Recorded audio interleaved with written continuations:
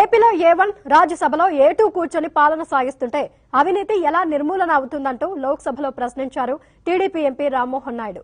కేంద్రం fast track కోర్టులు ఏర్పాటు చేసి అవినీతి పరులపై వేగంగా చర్యలు తీసుకోవాలన్నారు. లోక్సభలో జరిగిన చర్చలో శ్వేతపత్రంలోని అంశాలపై రామ్మోహన్ నాయుడు మాట్లాడారు.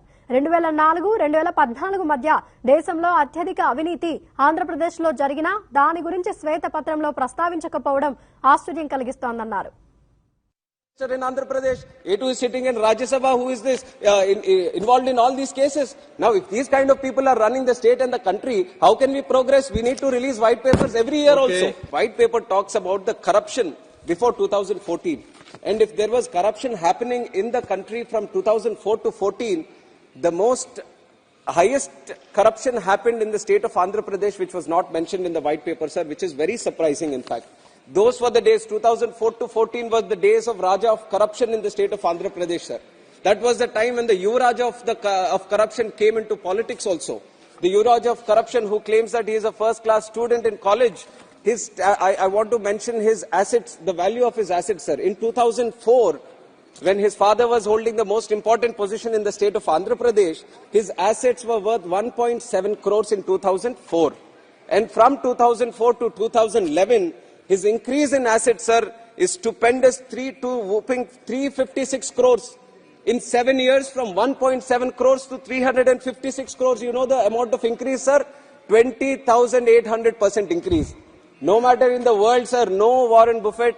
In the country, no one like Rakesh Jhunjhunwala can predict this kind of increase in any business that is happening in the country or the world, sir.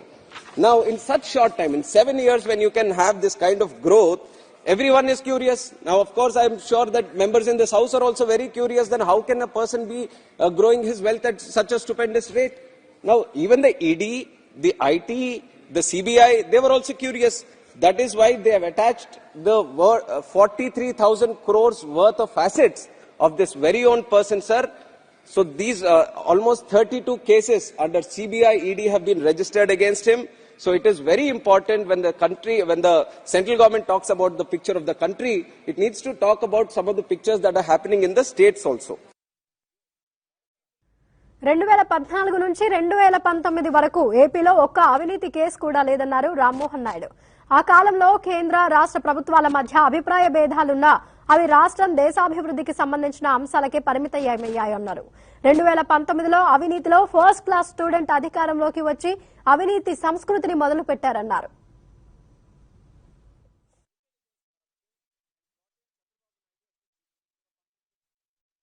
And I think 43,000 crores, huge number, sir. A lot of people, at least in the house or in the country, they won't even know. If you tell them to write 43,000 crores, they wouldn't even know how many zeros are there. It's such a big number. Such big number of cases happened, corruption happened in the state of Andhra Pradesh. Now so many cases have been filed. This was the situation in Andhra Pradesh from 2004 to 2014. Then that is why the people of Andhra Pradesh voted against corruption and brought in Chandrababu Naidu as the Chief Minister of Andhra Pradesh.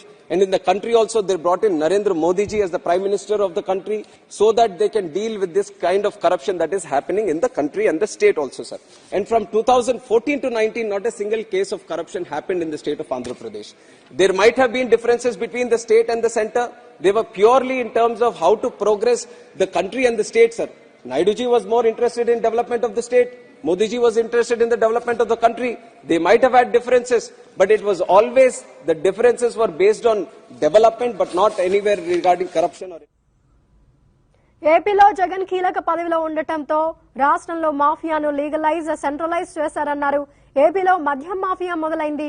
ఇప్పుడు tea ఖర్చు కూడా Google పేతో చెల్లిస్తుంటే మద్యానికి మాత్రం నగదే ఇవ్వాల్సి వస్తోందన్నారు. దీని ద్వారా ఎంత అవినీతి సొమ్మును సృష్టిస్తున్నారో అర్థం చేసుకోవచ్చన్నారు.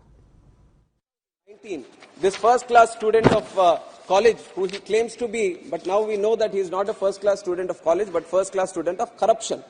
He has come back to power by fooling the people of Andhra Pradesh, by giving them false assurances, and he comes back to power.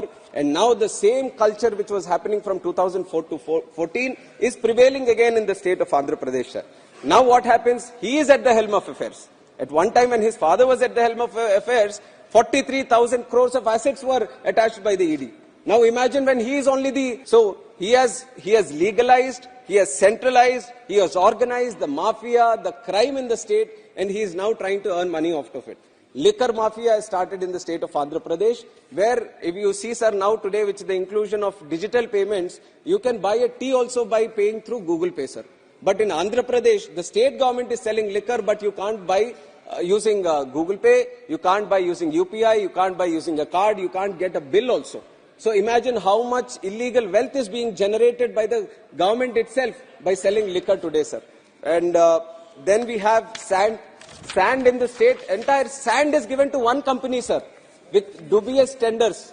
Nobody knows how it ended up being in the hands of one company. But that is the situation in the state of Andhra Pradesh today. And there is the J tax, which has been specially brought in for illegal mining, for land grabbing, for drugs. If the central government is releasing white papers and just letting us know what happened and what has not happened right now, but I would say they should have zero tolerance about people who involve in these corrupt practices also. At one point of time, they were talking about bringing in fast courts, judicial laws and all, so that people who are so corrupt shouldn't be in politics.